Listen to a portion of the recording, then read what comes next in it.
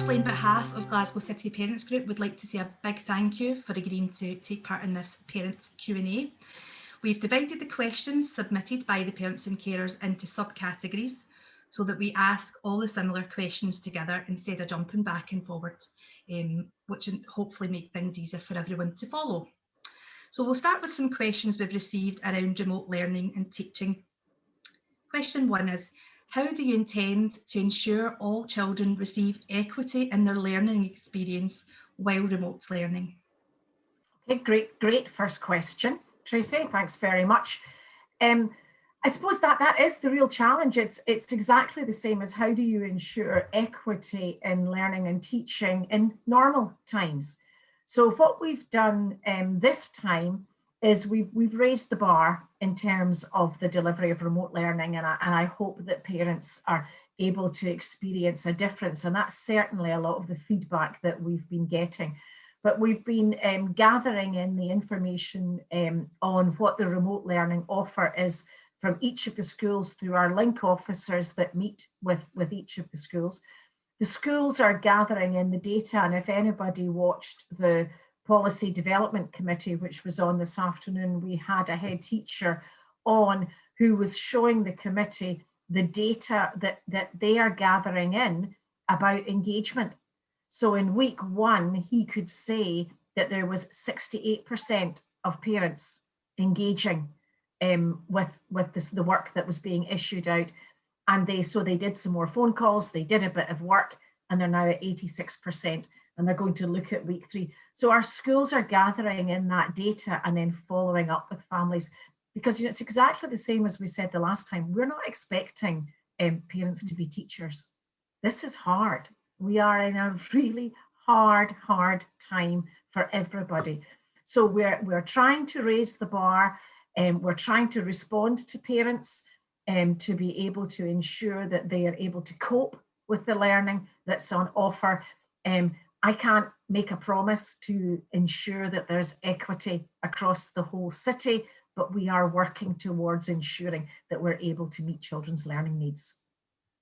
Okay. What provision has been offered for early years remote learning? So in early years, in terms of nursery, yes, that's what you're talking about, in our nurseries. Yeah. So in our nurseries were asked to think about what their offer would be for remote learning, because 3 and 4 year olds, 2, 3 and 4 year olds, it should be about play. It should all be play focused, and we would expect parents and carers to be playing with their children, to be talking to their children, counting, literacy, going out for walks. It's about developing those language skills and developing the numeracy. So I know a number of our schools have developed simple little packs with different kinds of activities to help parents support that learning. And again, we're starting to look at what each of the nurseries are offering.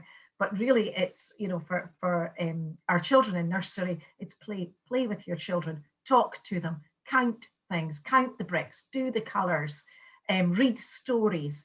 It is about being with your child. Great. Is there a minimum standard of remote learning set that all schools should be achieving to ensure a consistent city approach, including an expectation of pupil feedback? And how is the quality of remote learning being monitored? So the remote learning, the schools are monitoring, as I've said, the amount of engagement from families, from children. So they're trying to work towards 100%. And in terms of the quality, what we have said is that our expectation is that there should be either live lessons or check-ins or recorded lessons. And there's been a lot in the media about live lessons and how important live lessons are. But I think we have to caveat that if you're at home with your children and the school is saying it's 9:15, everybody online, that might not fit in with your work commitments. So we have to be careful about that balance. I'm not convinced that live learning per se is as important. And also, you know how hard it is, you know, we're all on these Teams meetings and Zoom meetings. It's very hard for adults to concentrate for that length of time. For a child sitting in their room, or, you know, in their bedroom or in the living room or in the kitchen or wherever they happen to be, it's not a classroom. It's not a classroom environment. So you can see, you know, wee heads beginning to kind of wander off. And that's perfectly natural. So I think the balance, you know, having recorded lessons means that you can go back and you can do them at a time and place that suits your family's learning. The children can do the little group chat, they can engage. So it's not a one size fits all. And I think that's the challenge for schools, for parents as well, because parents have a view of remote learning as to what that might be. So my advice would be, if you are concerned about what is being delivered to your children, get in touch with the school. Get in touch with them, have a chat with them, tell them that it's too much, or tell them that it's too little, tell them that your child isn't liking the way that it's offered. I mean, there's some really creative stuff going on, but it doesn't suit everybody. So communicate with the school and tell them what works for you. I think that's really great advice. One of the other parts to that question was what platforms and tools are being used for remote learning?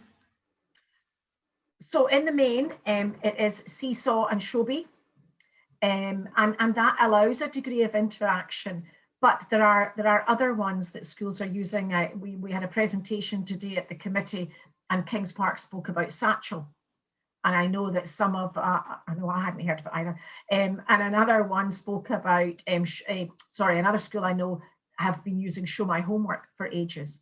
And I think that, you know, using Glow allows, for those children that have got the iPads, and Teams can be used, but we've also got primary schools using Google Meet.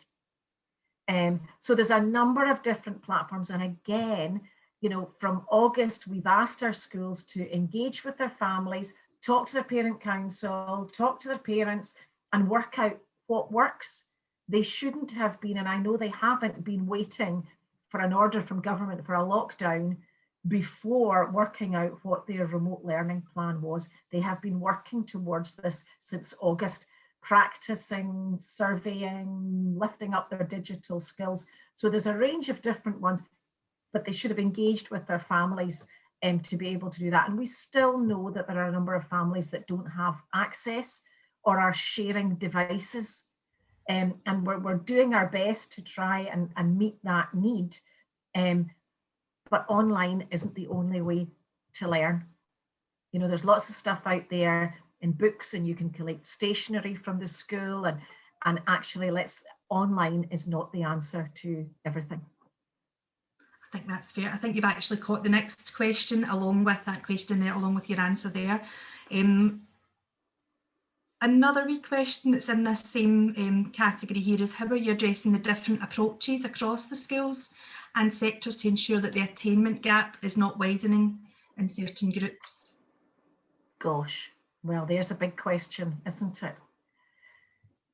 Remote learning, I think our schools are doing a fantastic job. I think there's some brilliant stuff going on, but it's not the same. It's not the same as being in school. It is second best. So could I sit here and say hand on heart that there's no learning loss? Absolutely not. Every day those children are not in school, there's learning loss. And for some children, it's more than others.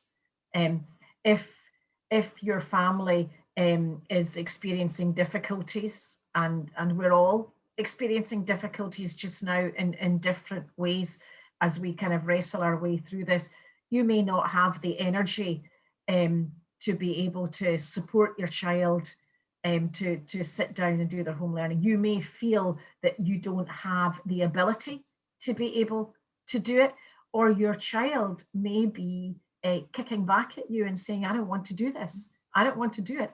And so don't force them. Phone up the school, ask for advice, ask for help, You know, they're happy to give you advice and support. I know there's family support officers, there's all kinds of things on the go. We need, you know, well-being needs to be the central. We need our children learn best when they're happy and they're comfortable. So, you know, don't, as a parent, don't get yourself in a tiz about this. Phone and ask for advice or drop a little email to the head teacher. They are keen to help. Or if it's a live session, drop a wee note to the teacher to say, look, I'm really struggling. I'm not quite sure what to do. This is that there will be learning loss, but you know what? We will be so committed to addressing it. That's what happened in August. Our schools worked tirelessly to address that. And I know they will again. And I know that our children will be in a much better place this time when they come back to school. And you know, the advances in digital learning, we're going to capture them and we're going to use them positively. And I know we will be in a better place this time when we start to come back to school. Great. The next question feeds perfectly in. Do you have any idea of when schools will return? And are there plans for a staggered return to school to allow teachers, parents and children to prepare for the return? So next week, we're hoping to get an announcement from the First Minister. I watch the figures of cases every day with my fingers and my toes crossed that those numbers are continuing to come down.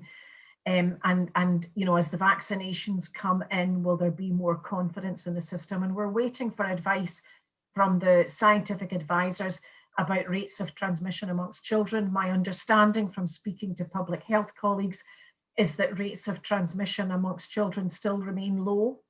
And the younger the child, the lower the risk of transmission.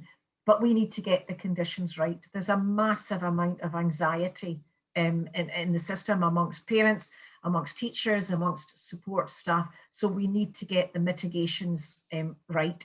And my guess would be that we will bring the children back, not in a bell rings and everybody back in again, but we'll do it in a staged way.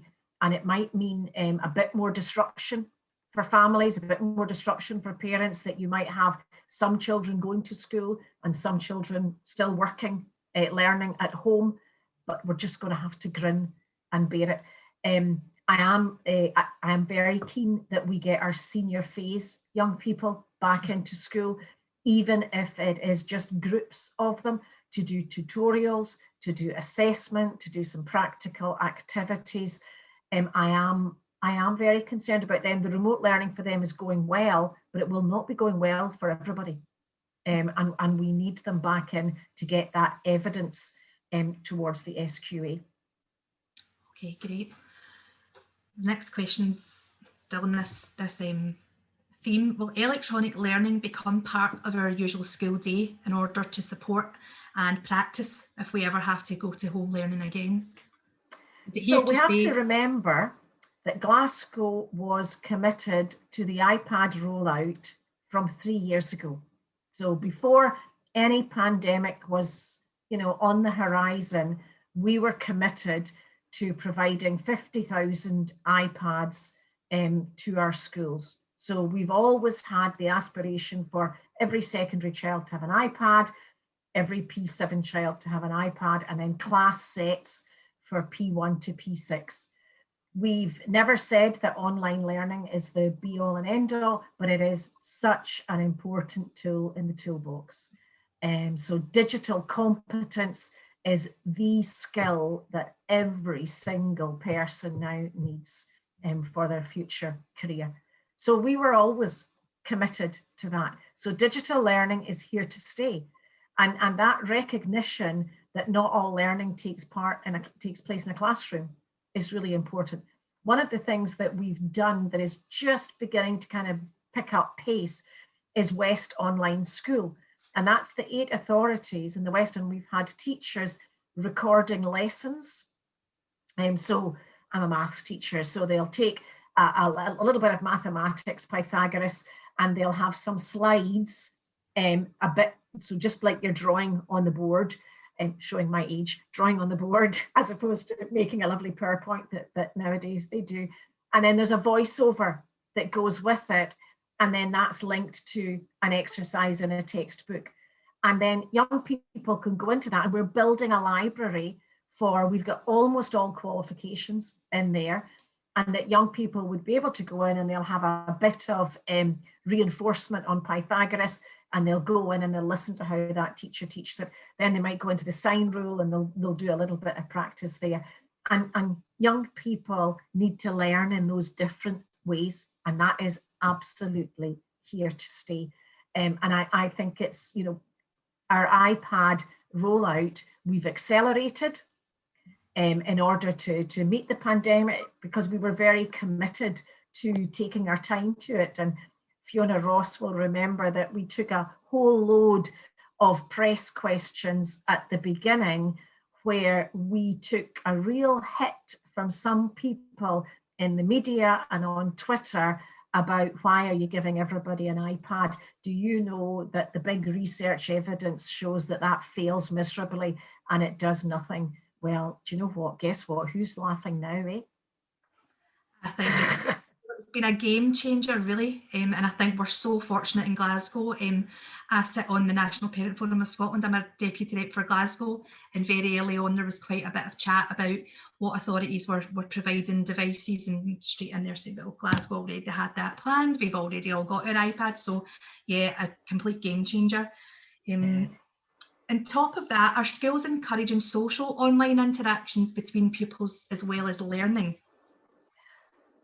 Well, I think when I spoke to a secondary head teacher today, and she says, well, the kids are all using WhatsApp, FaceTime. They're doing that anyway.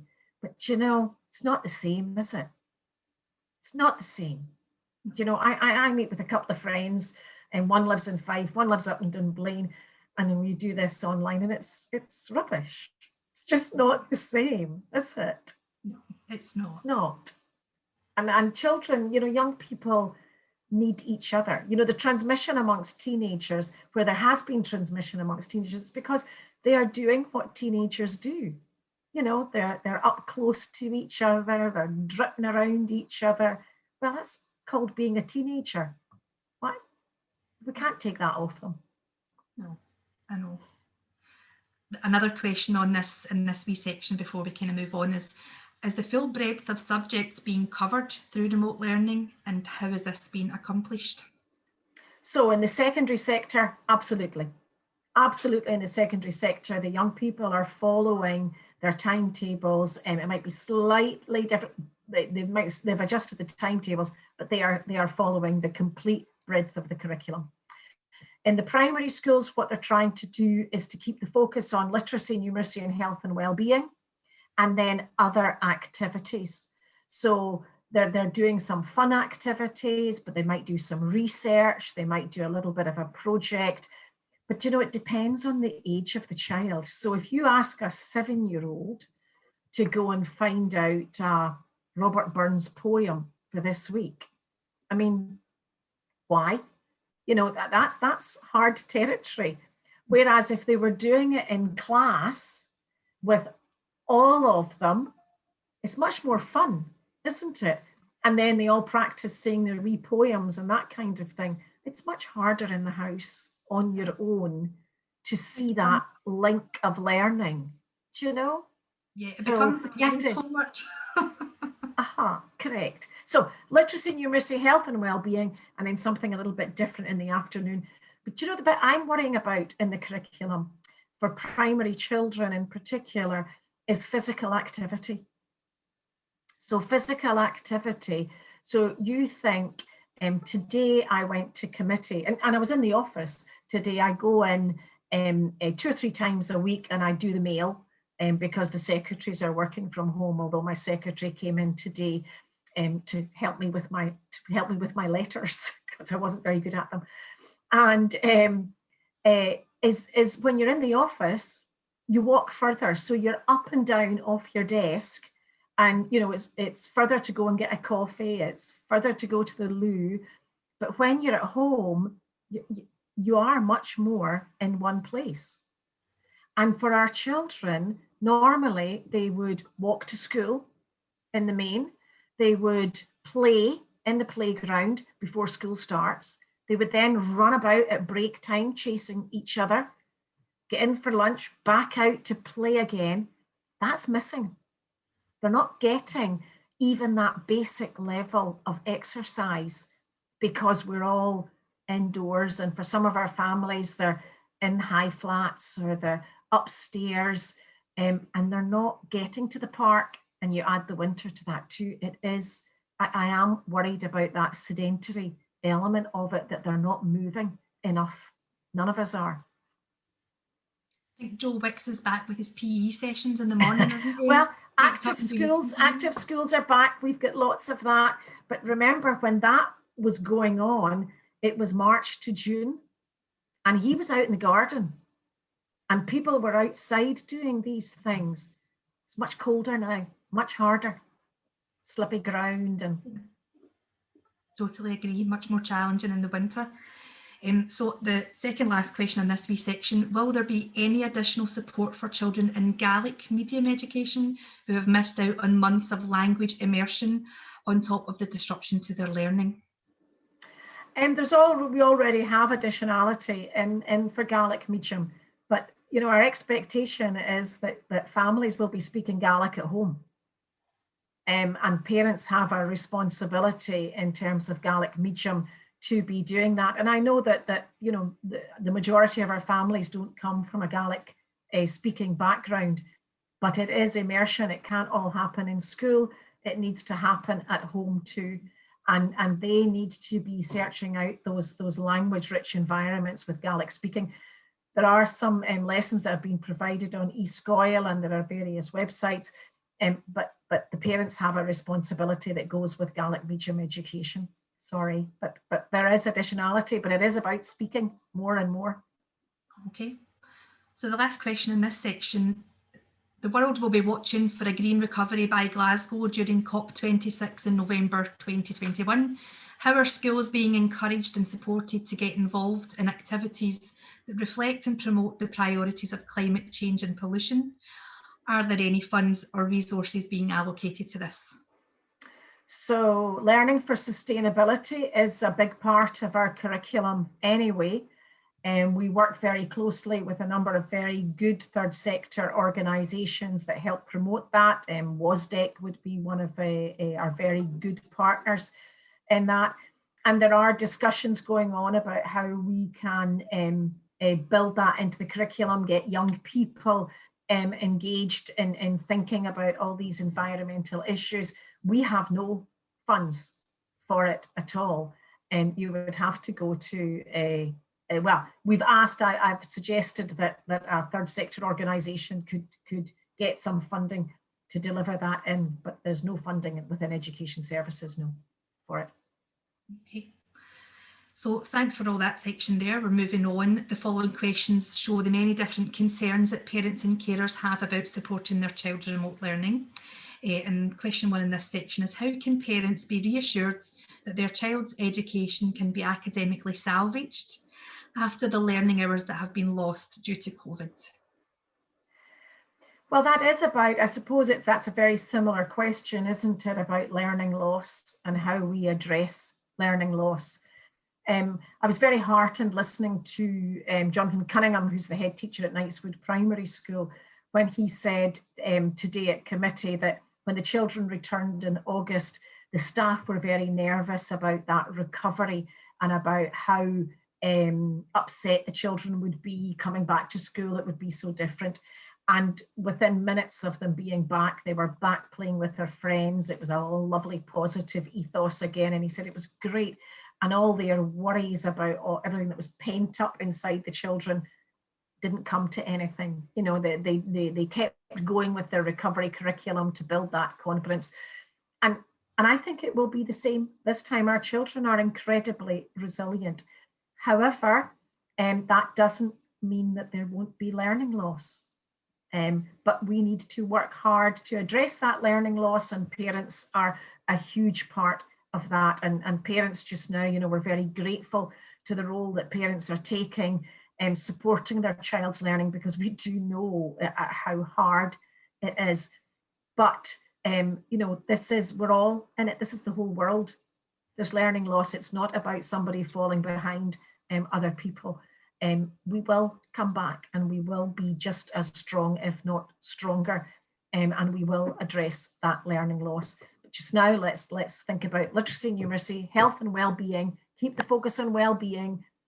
Happy children learn best.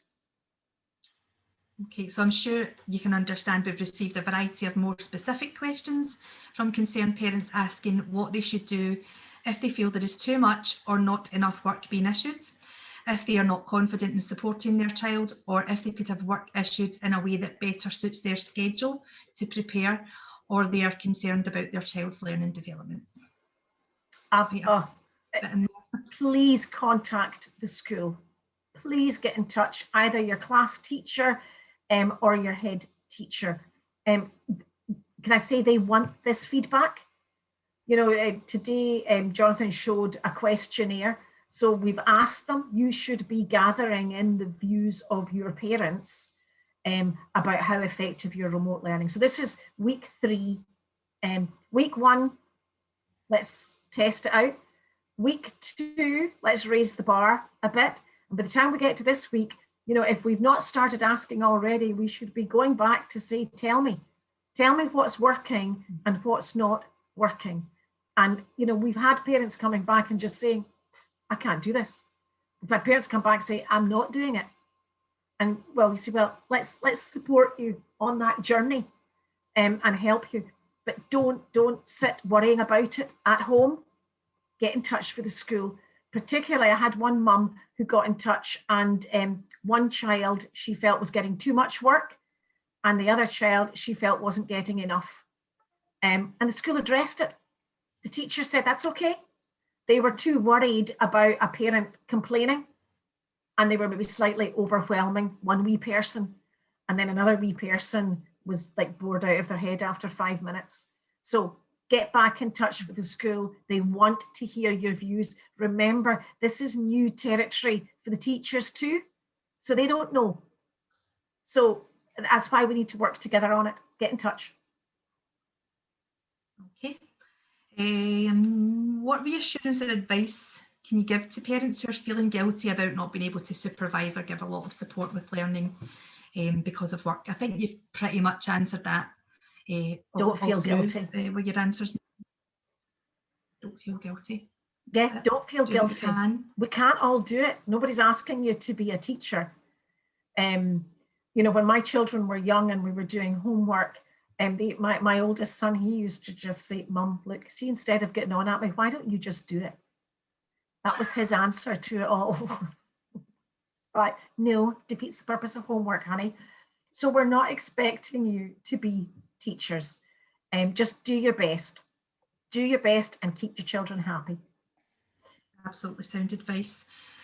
Well, moving on to another wee section here. As you may have seen, there have been reports in the press recently about the possibility of pupils repeating a year because of the amount of disruption COVID-19 has caused. We've received some questions about this. What are your thoughts on pupils repeating a year, and how possible is this to happen? And could a parent request that they would like their child to repeat a year? So my personal view is no, don't have them repeat a year. There isn't a primary 5 curriculum or a primary 6 curriculum, or the curriculum that's delivered should be matched to children's needs. That's what our teachers are really, really good at, matching the curriculum to the children's needs, pacing it up when they need to, slowing it down when they need to.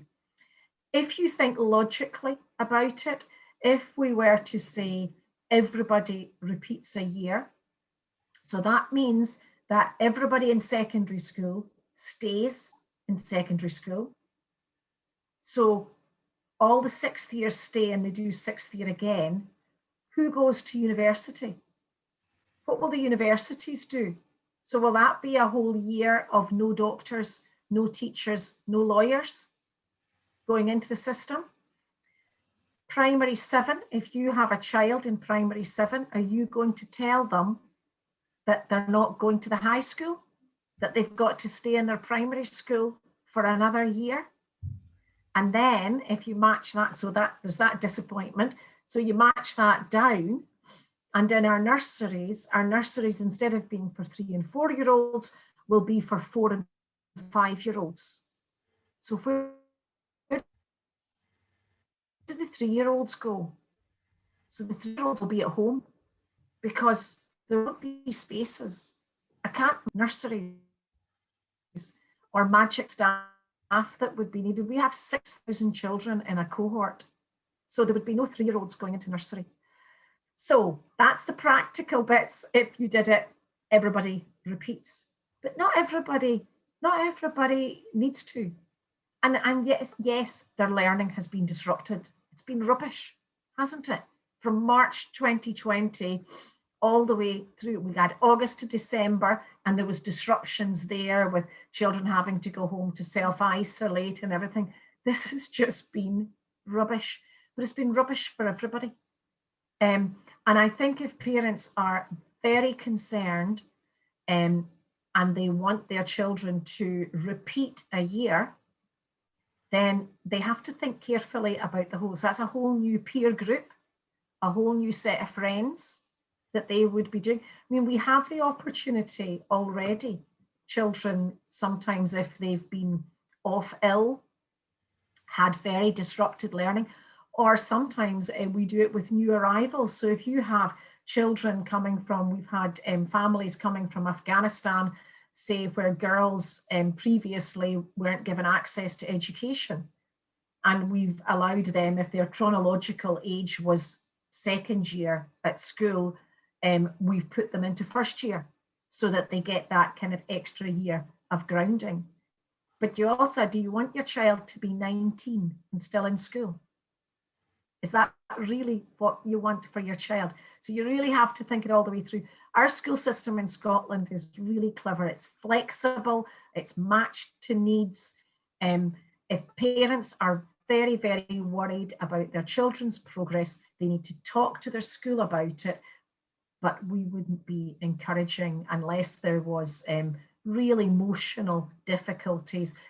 But you may be creating more emotional difficulties by moving your child into the lower year group with a whole new peer group. I think that's really sensible. I think it's worth repeating that it's a flexible system. There isn't a primary 5 curriculum, there isn't a primary 6 curriculum, and learners' needs are met at all stages. So that was actually, you covered quite a lot with that one answer there, so I'm just going to skip to the next section, Maureen. With so much uncertainty for our senior phase of secondary around assessments and exams, we've had some questions from parents looking for reassurance and clarity. Question 1, how will pupils be assessed for hires this year? How will pupils be assessed for hires? Assessed. So,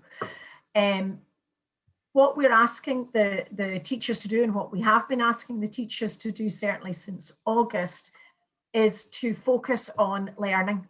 So our young people in the senior phase have been disrupted April, May and June. And the offer that we gave them in April, May and June, most of it was consolidation. So we know that what we don't want is that those young people came back to school and all they were doing was every time they flinched, there was a test. So when you are teaching, you are gathering information all the time about children's progress, so senior pupils. So last summer, I taught maths up at one of our secondary schools with a group of kids for 2 weeks. At the end, for a month. At the end of that time, I could write a little pen portrait of every young person in that group about what they could do in the topics that I covered and what they couldn't do. And that was all information that I gave on to the teacher. So the whole time you are teaching, you are picking up on all the cues, who can do what and all that. So you are assessing them. And the whole time you're thinking about, they're on track for an A, they're on track for a B. So that's all the information that they're gathering.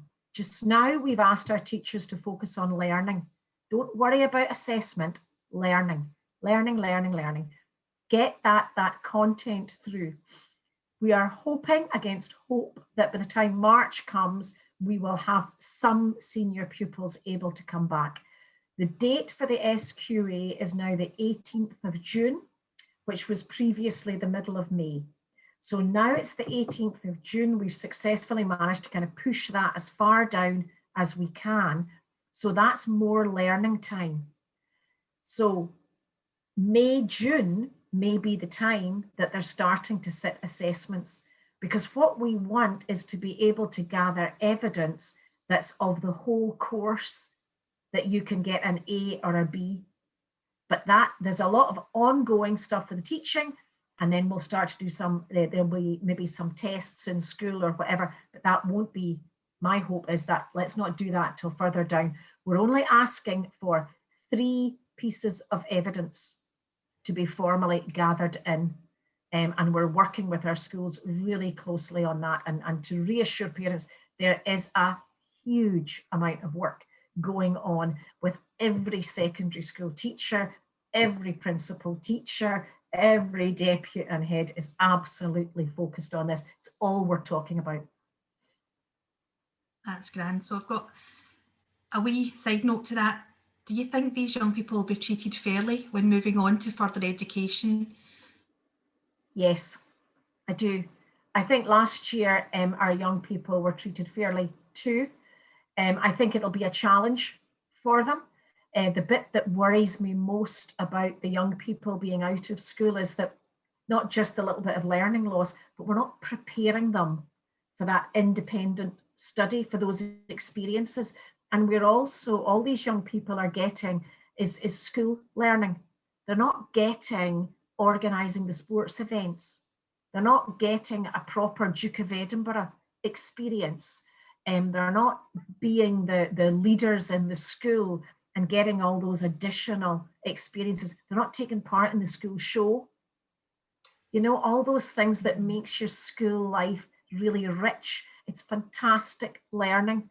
That's the bit that distresses me the most about our young people's experiences. And they, you know, for those in 6th year, they're not going to be able to capture them again.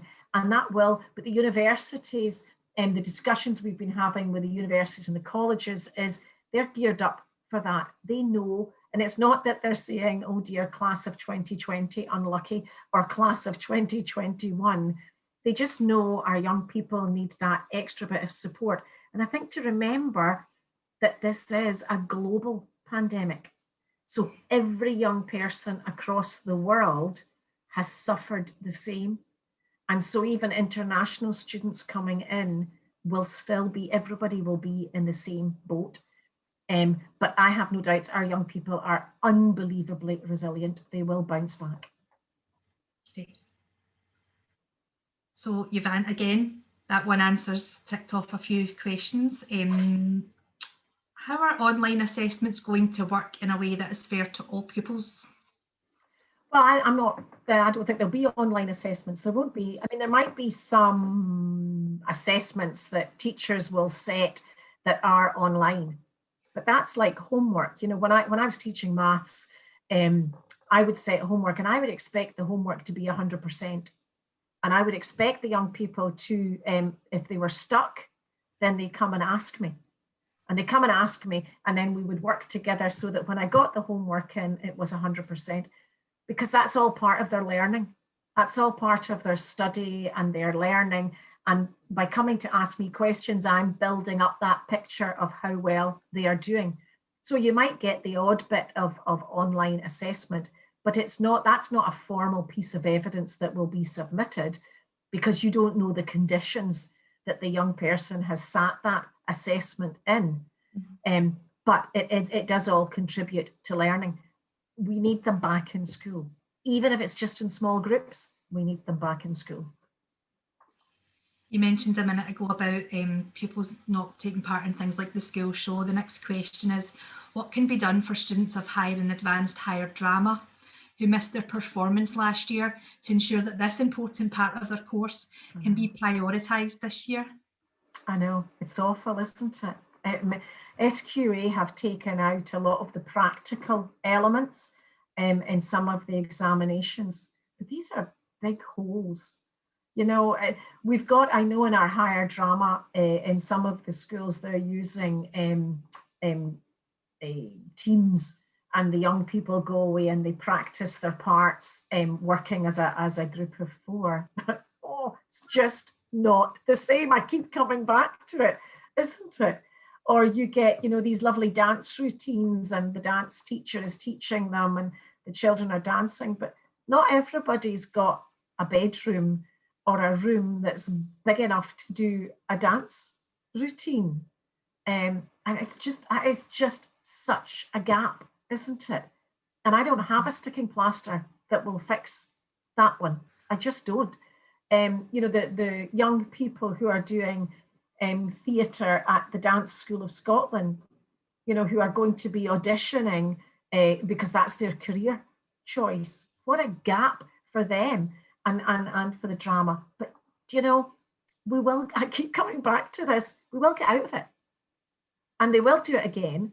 And they will, you know, get engaged in activities again. It'll just take a little bit to kind of catch up on it. And there's just nothing, there is absolutely nothing we can do. Anything, I can give you all kinds of fancy answers about, you know, WhatsApp groups and doing things together, and isn't it clever when they make these videos that the children are playing their music and it all comes together, and that is lovely, but that's not playing an orchestra. It just isn't, and that's not the skills that you get from playing in an orchestra. It's not the same, and we just have to hope that we get out of this pretty quick, and that our young people will bounce back, and they will bounce back. I mean, that's the one bit I'm really confident about, is they'll bounce back. So another question in terms of senior pupils, has Glasgow City Council thought of ways to offer pupils 16 and plus modern apprenticeships? Yes, yeah, we've got Jerry Lyons, who's our head of service, who looks after Towards Better Futures team, and he works with Development and Regeneration Services and looking at the modern apprenticeships that the council provides. In fact, we were discussing the other day our technician service, and as people retire, I want modern apprentices to be brought in, and we went round our school looking for apprenticeships for that. I mean, a small number. Our problem is that a lot of these positions have gone. You know, companies don't have the capacity now to take on apprenticeships. They don't have. Arnold Clark had been a really good supporter, and they are desperate to come back to support us again. But the car market has just been decimated, hasn't it, with people staying at home. So that has stopped. The construction industry, you know, has taken a real belt as well. So a lot of firms, we had Tenants Training Academy that did hospitality training, and then we had lots of routes for apprenticeships into hospitality. They're all gone now. You know, times are tough, and it will take, and that's we've been talking a lot about the importance of keeping that economy going and looking at the incentives that companies can to take on young people, so that we don't lose this generation. We just can't lose them. Okay. So again, there were a few more questions there, but you've given the answers as part of the response to something else. So next section, with schools being opened for vulnerable pupils and as childcare for key workers, there seems to have been some confusion around the criteria and who qualifies. The following questions reflect this. What is Glasgow City Council policy for key worker children? Can you explain who is entitled to this? Do you need to have both parents as key workers? And is there flexibility to allow for more childcare places to be available to working parents? I think we combined 4 questions into one there for you, Maureen. Yeah. So I get parents' frustration. I totally do. The key worker criteria that are there, if you worked through all 3 categories, there's barely anybody left. that couldn't be classified as a key worker. We don't like the term vulnerable because I think rightly our families don't recognise themselves as vulnerable. So what we asked our schools to do was to consider those children that they felt would benefit from time in school. The schools had to look at the risk assessments and they had to think about their staff. So they had to think about the available teachers. They had to think about how they were going to deliver the remote learning offer. And they had to think about how many people were coming in. And we asked families that if you had somebody else who could care for your children, whether that's family, grandparents, because this time round it could be grandparents, it could be, then please use them. But our staff have got to deliver remote learning, and your parents are asking for live teaching, check-ins every day, learning to be delivered to every child, and they want an in-school delivery as well. And we can't do it all and be safe. So when the numbers were really high, the schools were right, keep those numbers down. So they're created very strong bubbles to reduce the number of children. So if there was a COVID case, the number of children who have to self-isolate. So no, I mean, at the moment we've got over 4,000 children coming into our schools. That is, we're kind of dipping the temperature on a Monday. But I know that some schools are offering like 2 days and 3 days. So my guess is there's 5,000 to 6,000 children getting access to in-school, which is getting close to about 10% of the children in the city, maybe about 9% of the children who go to school in the city. And that's a reasonable percentage. I know it's hard. I know it's really hard for families who are working at home. That is difficult. But teachers are having to juggle their childcare. They're not getting places either.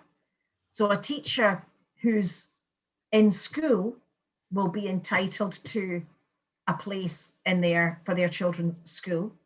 But if they're working from home, delivering remote learning, they're expected to have their children at home too.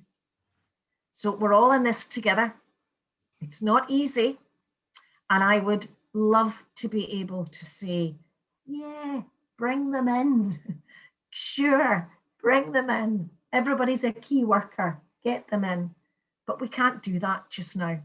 We need to keep safe and we need to all do our little bit. The numbers are coming down. Let's keep them coming down. And hopefully we'll be able to take big groups of children back and get them properly learning. Okay. Just on the back of that, why are some schools in Glasgow City Council, now these are questions directly submitted by parents, why are some schools in Glasgow City Council asking for proof that you're a key worker? For example, asking for a letter from your workplace, yet some aren't. And I'm just actually going to add the next question too. When a school is assessing a family's childcare needs, how is this being monitored or checked to ensure that places are being filled by families with an immediate need? Yeah, so there you go. So we have families who might not always be telling the truth. And I'm not saying that that's commonplace.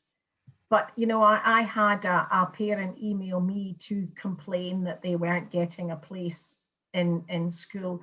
And when I checked with the school and I went back to the parent with a description about their home circumstances, I then got short shift sent back about how dare I know her personal circumstances.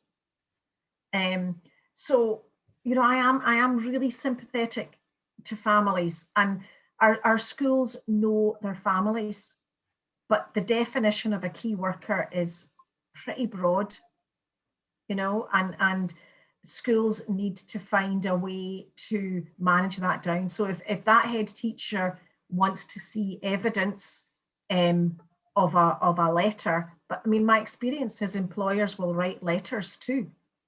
they'll just write letters to say, yeah, sure, you're a key worker. We all need to have a wee look in the mirror and say, am I doing the right thing? Am I helping the system? Am I helping my child? Am I putting other people under unnecessary pressure by demanding care for my child when actually I could go and ask somebody else to do it? It is, I cannot say enough about how hard it is and how sympathetic I am to families. These are dreadful times for us all, and that's why we all need to take a little bit of personal responsibility. And you know, I've spoken at national level, you know, what do you do if dad is a carer in a home care and mum is an engineer who's running her own business? What do you do there? If she can't get out to work, she's not earning money, and dad is, you know, works at the home care, and so running your own business, does that take more priority? Is that a key worker? Well, we've had to say, no, that's not a key worker. And so you're saying to that family, you don't have the ability. I mean, I have had one person email me asking for pay because he's doing home learning and he's completely fed up with it and he wants paid to do it because he pays his tax and that pays teachers. And they're obviously not doing it because he is. So we just went, oh dear, sorry. But it is, you know, the hardship that families are experiencing, it is tough. And you know, the stories that are coming back of what our schools are doing is extraordinary, absolutely extraordinary. They are going above and beyond. And I'm just asking parents to be understanding and work with us and understand that teachers are frightened too. You know, they're worried too about their own personal health and how many people they're mixing with, and yeah, work with us and be good. There are no easy answers. No. So that's that section. We've had some requests for advice for parents and carers of children with additional support needs. So hopefully with the following questions, we'll be able to shed some light on the most common issues. So question 1 is, why are additional support for learning schools not fully open? For exactly the same reason that our mainstream schools are not fully open. What our specialist schools, our ASL schools have been doing is, if I looked at the percentage, they're offering a much higher percentage of support than would be the case in our mainstream schools, which I think is absolutely right. But we need to manage the staff there too. You know, we need to look after their safety and their risk assessment. And sometimes some of the staff are coming in public transport to get there. So we need to manage it. So the schools have been linking directly with the families to offer bespoke packages of support. And we know that will change over time. And what we're about to do is I'm interested in looking at what support we're providing for children with additional support needs who are in co-located provision as part of mainstream schools. So we're going to start to take a closer look at that next week. Okay. But yeah, I mean, it's exactly the same reason we're not opening them fully. It's challenging. Okay. What would you advise parents with additional support needs children at home and who may be struggling to manage with home learning? Is there an option to request some school hours for your child? I think, again, what I was saying is you go back and you talk to the head teacher. Talk to the head teacher to say that you're struggling. And I know that for some of our schools, they provide sensory boxes. They've provided materials, they've delivered them to the homes. I know that in the last lockdown, one of our schools, to the staff used to go and just take the young person for a walk. Just take them for a walk for an hour, just to give the family a little bit of a break. So talk to the school, be sensible about it, but we're all in this kind of challenging position. And I mean, it is, if your child has additional support needs and you're cooped up in a house, sometimes it's just that ability to go and be able to let them run about the place and have a bit of freedom that you can't have in the house. So it may be that's all. We just have to think about the managing all that risk, because the children would have to be transported in that day. So maybe if the parents were able to say, well, I could bring them to school, could they just come for an hour? Talk to the school. The schools know you well, and they want to be supportive and to work with you. Okay. The next question: if my child has additional support needs or a specific learning difficulty, how can we make sure that teachers give appropriate support needed for them to reach their full potential? And I think that's in relation to remote learning.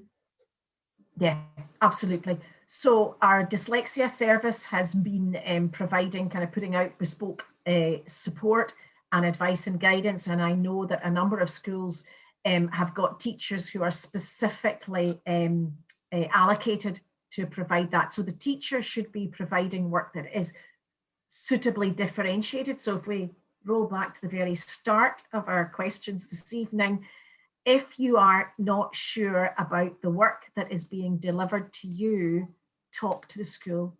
Tell them it's too easy, it's too hard, it's not matched to needs, that you are worried about it. I was speaking to one school today, and they are offering one parent who's particularly anxious an hour in the school in the morning, just to get that little bit of input, and then he'll continue, the child will continue the home learning at home. And they're just doing that twice a week. So talk to the school, see what can be offered. It's not about full days in school. It might just be that hour, just to get a little bit of additional support, and then back to home learning again. So work with the school, tell them what difficulties you're experiencing. Okay. So the next question that comes in is quite a long question. Under Scottish Government policy, all children with additional support needs should have access to a coordinated support plan. At present, many schools are only using the GIRFEC document and scenario wheel to assess children under criteria which do not have set values. Why are Glasgow schools not concentrating on outcomes for children with additional needs by properly utilising CSPs? So coordinated support plans, it's in legislation, and there is criteria that you have to meet, and it's about other agencies, and there is a legal criteria. So it's not for every child with additional support needs. Not every child with additional support needs a coordinated support plan. What we need to do is to meet the needs of every child, and using a scenario wheel is one way to do it. You can also write an additional support plan that can be as simple as one side of A4. It's about planning, and it's about meeting their needs. I think there's a bit of conflation in the question around the legislation to do with additional support needs and getting it right for every child. It should be about delivering a curriculum that meets the needs of your child.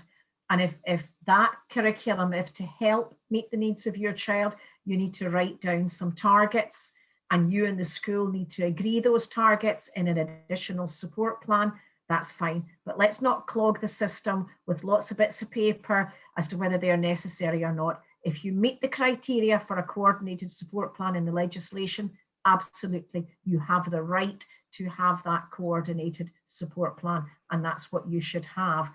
But I think there's a bit of conflation there. We should be meeting children's needs. That's the bottom line. Okay. So as you'll remember, Glasgow City Parents Group worked with you last year on a survey of parents and carers about school communication during lockdown. We know that your department and your schools learned a lot from that survey, and we have seen and heard of a significant difference this time around. However, we have still received a few questions that fall under the communication header. Yeah. Question 1 on this section: how often should a school be in touch via telephone with each family, and what should best practice look like? I know, it's so tricky, isn't it?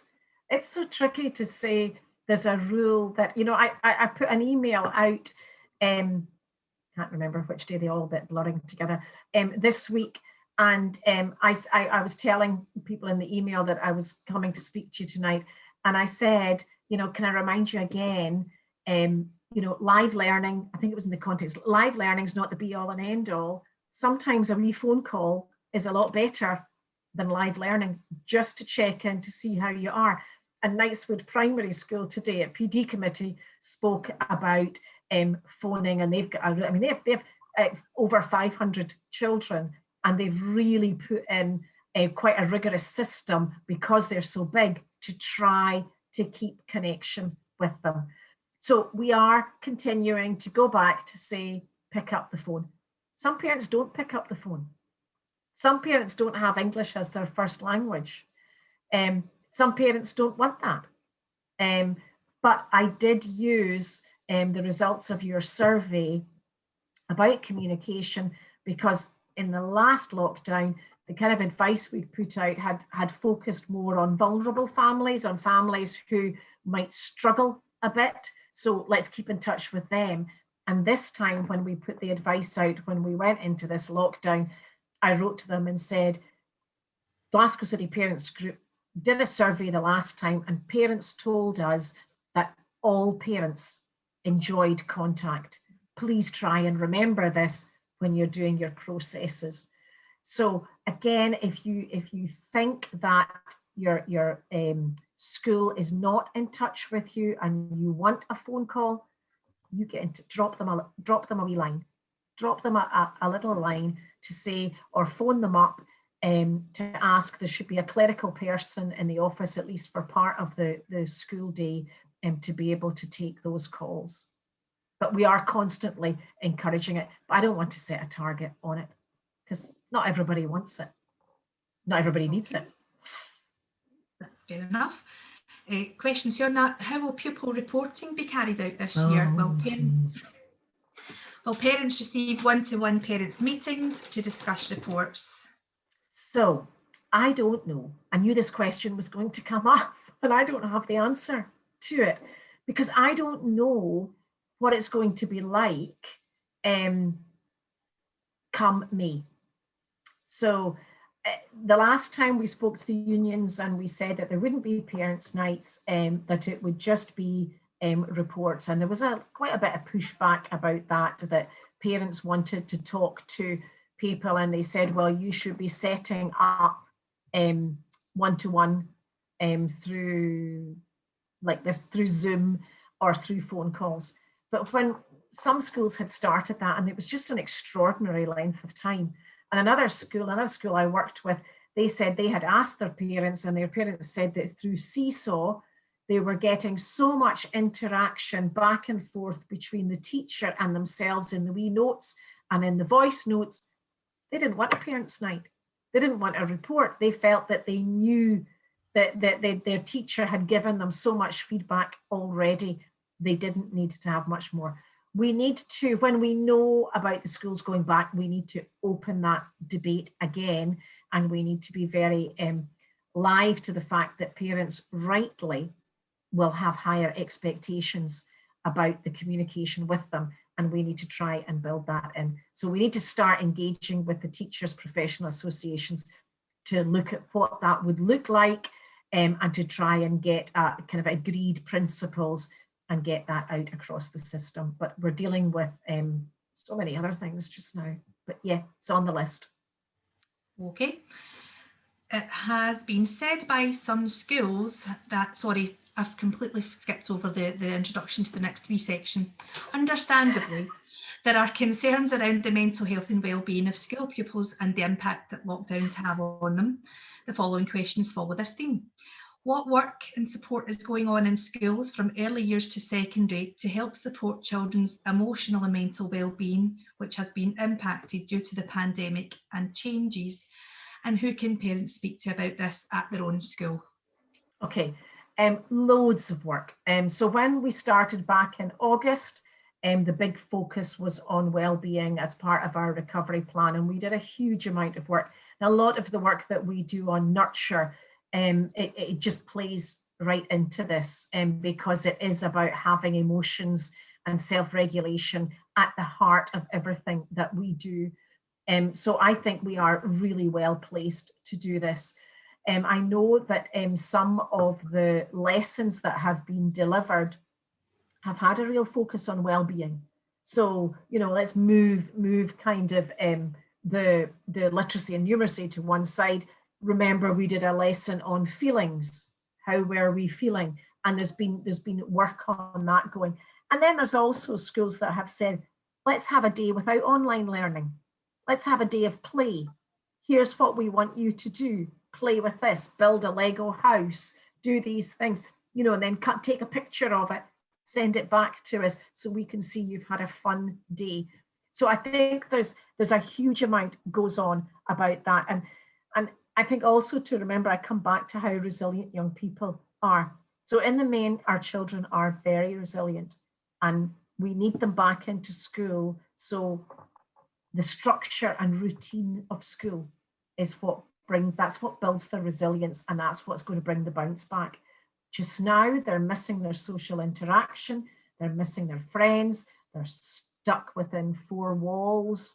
You know, it might be a small house and a big family, and normally they're out and about all over the place, and that's not the case. And that does create pressure points in all families,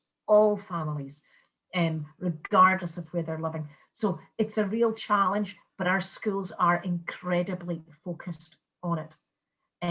Our psychological services have been delivering support for teachers, for their own well-being, for head teachers, and Leanne spoke very well today at the Policy Development Committee, because we're going to come and be able to talk to parents about that. Barry Syme, you know, I would encourage people to look at the YouTube of Barry Syme talking about mental health of children and the things that can be done. So we are very focused on it across the whole city. We place well-being as huge importance, and we know that there are stresses and strains out there for parents. And again, you know, you could contact your school to discuss it, but actually, if you feel that the home learning is becoming pressured, remember, you're not a teacher. You're not a teacher. I come back to that again. Just relax. Your children will recover. This is only week 3. And I know it feels hard and it feels really tough because we've been in this for such a long time. That's how it feels for us all. But we need to start getting plans about bringing children back slowly. It won't be a big bang with them all coming back in, but we will start to make progress. It might be another month, it might be another 4 weeks, but we can still do it. We will manage it. Okay. It's been, Stuart, you've mentioned about educational psychology. It's been said by schools that educational psychologists are unable to visit children in class since the start of the COVID pandemic. If children are unable to be assessed appropriately by an educational psychologist, how can appropriate support be given? So psychologists are absolutely able to visit children in school in normal times, in that August to December. The psychological services did try to do and were able to do some work with children online, doing some one-to-one work with children that worked quite well. They've been carrying out research activities, but part of the assessment is always in partnership with the school. The educational psychologist does not carry out an assessment all by themselves. So they will come and they might observe, but the teacher who sees and works with the child every day has got 10 times better knowledge than the psychologist. What the psychologist will be able to do is to work alongside the teacher to offer maybe some guidance on strategies that might support and help. And we've been encouraging our psychologists to speak to parents, because sometimes it's parents' anxiety and they just need to talk to a psychologist to get some better strategies, some ideas on how to cope. But our psychologists are able to go into the classroom. There is no reason why not, when they maintain that 2 meter distance. And if there are issues around that, then they need to bring them to us and we'll resolve them. Okay. I think you might actually have already touched on this, but I'll ask the question anyway. When the schools go back, will there be any extra funding available to schools to help with the mental health and well-being of the children, and what services will be made available? So I would love there to be additional funding if I wasn't so much in the red just now. Because we've had to spend a lot of extra money on enhanced cleaning and PPE and lots of additional things. We were given additional funding for teachers, and that has been spent, and we're busy finding out just now. There was an announcement about 45 million, whether that is on top of the money that we got for additional teachers, and will those 150 teachers continue next year, or is that stopped in June and we start again with 45 million? So we're busy trying to work out just now what money is going to be made available to us for that. Our counselling, our schools counselling contract will kick off very soon, and that's a framework that's going to be in place that will allow schools to access counselling. And we've got a number of providers that schools will be able to access. So there will be counselling available in every primary and every secondary school for those children who might need it. But more than anything else, our children benefit from having a trusted adult. So that trusted adult is the bit that's missing in their lives. So an adult that knows them and within that learning context. So in some cases, that can be their class teacher, it can be the support for learning worker, it can be the nurture teacher, it can be just the person who just takes that little bit of interest in them. In primary schools, there will be a lot of focus on well-being and on addressing mental health needs. All that will be integrated through the whole curriculum. It's not something that's done on a Tuesday afternoon. It will be integrated throughout. And the work that we do on nurture around self-regulation, around all behaviour as communication, will stand us in very good stead for that to support our families. In secondary school, there will be counselling contracts available, that there'll be more spent on counselling available in secondary schools, because teenagers are a little bit more fragile and have a lot more pressures going on in their lives.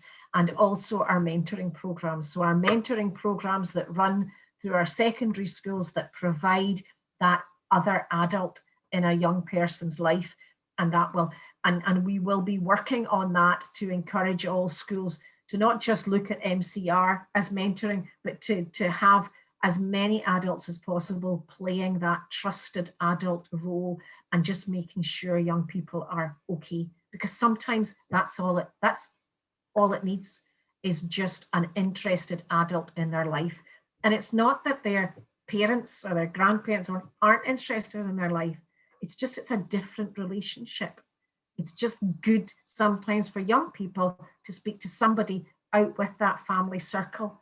And it's not to be viewed as being detrimental to the family who love them and care for them, but sometimes just having somebody outside of that circle makes a huge difference. Even if it's just an hour a week, it can really change a young person's life. Okay, so that's the end of that wee section, and the last few questions are a bit of a mixed bag. These are the questions that slightly not fitting into the zone. So do you know what evidence there is? I'll start this question again. Do you know what evidence there is that new variants of COVID-19 are spreading more amongst children, precluding a return to school? So we are waiting for the scientific evidence to absolutely confirm that. The evidence that we have in our nurseries and in our primary schools with the numbers that are coming in is we don't have that evidence. But it would be wrong of me to say that's good enough evidence, because it's small numbers that are there.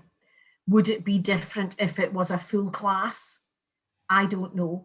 So scientists, the SAGE group and the scientific group that feed into the Scottish Government are coming up with that evidence, because that's a bit of the evidence that we need, isn't it, in order to be able to plan a safe return to school. Okay. With that, is there any update on teachers being vaccinated? And do you think if teachers are vaccinated, it would allow schools to operate as normal? So we have been asking that question, and the response is that the government is sticking, I think probably rightly, the WHO would say that it's right, to the advice that's given from the, I can never get the acronym right, JCVI or something like that. There's some group that has decided, the V's for vaccination. So it's some group that decides on all the order for the vaccination, and teachers aren't in. They aren't a key priority group. And when I've asked public health about it, they advise that teachers continue to be classified as low risk in comparison to home care workers, nurses, doctors, that kind of thing. So in terms of occupations, they're not up the list. So we'll just have to wait. We just have to wait. I think testing will be will be an important key tool for the return to school. So I think there are plans looking at testing kits coming out to schools so that adults, maybe senior pupils, I'm not really sure, but adults for sure would then test themselves, and it would be the test that you get back in 30 minutes. So therefore, if it's negative, that's fine, life goes on. If it's positive, then you go and you get a PCR test, and that would then confirm, and then, you know, hoping to kind of nip it in the bud. So rather than having because at the moment, if a person tests positive, you go back 48 hours from either their symptoms or when they had their test. So you've got those 2 days that they were in school, and then anybody they've been in contact with has to self-isolate. So if they got a test that got them in that before symptoms started, that showed them to be positive, you would be reducing the number of potential transmissions out. So I think all that has to be part of our return to school, and all that is currently being looked at just now. Okay. Are there any plans to offer school children the vaccine? No, my understanding is, I mean, I'm not a public health expert, so I'm only going by what I've read online too, and my understanding is that they are still thinking about 15 to 16-year-olds even. They're really not sure how far down they will go, and I suppose it really depends if COVID changes, you know, if it mutates. So this year they're saying that there's the flu has almost disappeared. Is that because COVID is in, or is it because we're all washing our hands so thoroughly that there are other viruses that have gone? I mean, I think the best thing that has come out of this is hand washing, is how thorough our hand washing is now. So norovirus, you know, all those viruses that creep about children, have all, you know, they're all completely diminished because we're all hand washing so much better. So we must keep hand washing regimes going. Okay. So the next question is about finance. It's, why are the additional free school meal payments only being given to those on qualifying benefits? Many working families are also struggling right now. I know. It's that the free school meals are only available to those who qualify. You know, you have to meet the criteria set by government in order to get free school meals. The universal offer is P1 to P3, P4 if you happen to be in Glasgow. But the payments that are coming are for those who are eligible. But I mean, I agree. You know, it's a line. So the line is you've got to hit that line in terms of your earning. And if you are £5 above that, you don't get free school meals. If you're £5 below, you do get free school meals. So of course, if you're £5 above, you're still experiencing hardship too. And the threshold for clothing grants is higher. But for free school meals, it's set there, and it's set by government. And whenever there's a threshold, there's always people who feel aggrieved that they are losing out because they're working. Sorry. Okay, so the very last question. What provision will be made for children who are due to receive their Holy Sacraments this year? The Catholic Church will have clear plans in place. So this year, the First Communions were to be in 2020, First Communions were to be in May, and they were all held in September, October instead.